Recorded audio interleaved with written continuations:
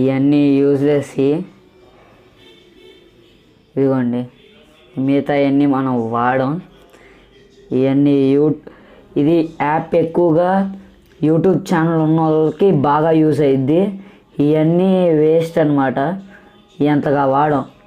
ఎవరన్నా కామెంట్ చేయడానికి వాటికి తప్ప ఎక్కువ మనం వాడం.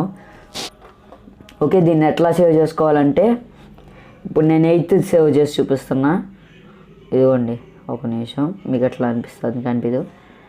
ఇదిగోండి ఇక్కడ మీకు కనిపిస్తుందా, దాని మీద క్లిక్ చేసేయండి, కొంచెం టైం పట్టింది.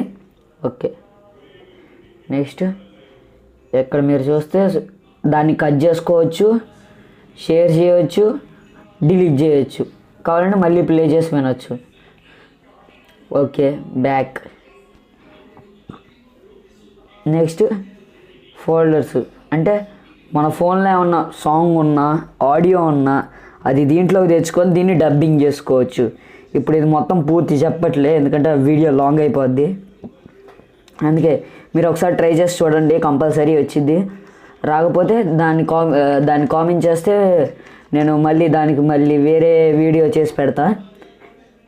ఇప్పుడు మనం సేవ్ చేసింది దీంట్లో ఉంటుంది, దాన్ని క్లిక్ చేస్తే ఇదిగోండి. అంతకుముందే ఆల్రెడీ నాది ఒకసారి ఒకటి డౌన్లోడ్ చేసేసా అది.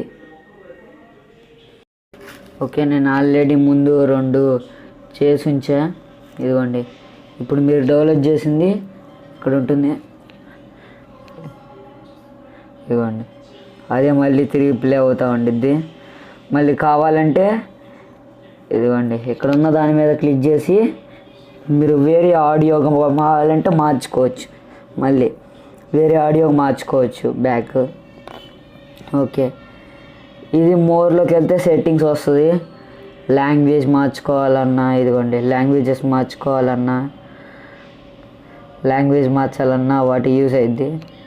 చాలా లాంగ్వేజెస్ ఉంటాయి, నేనైతే ఇంగ్లీషే పెట్టుకున్నా. Okay, Facebook, ratings, share, security, about ఇవన్నీ మనకు అంత యూజ్ అవ్వదు, వేస్ట్. జస్ట్ మామూలుగా ఉంచారు. ఓకే ఫ్రెండ్స్, మీకు కనుక నచ్చితే like, share and subscribe. Thank you for watching.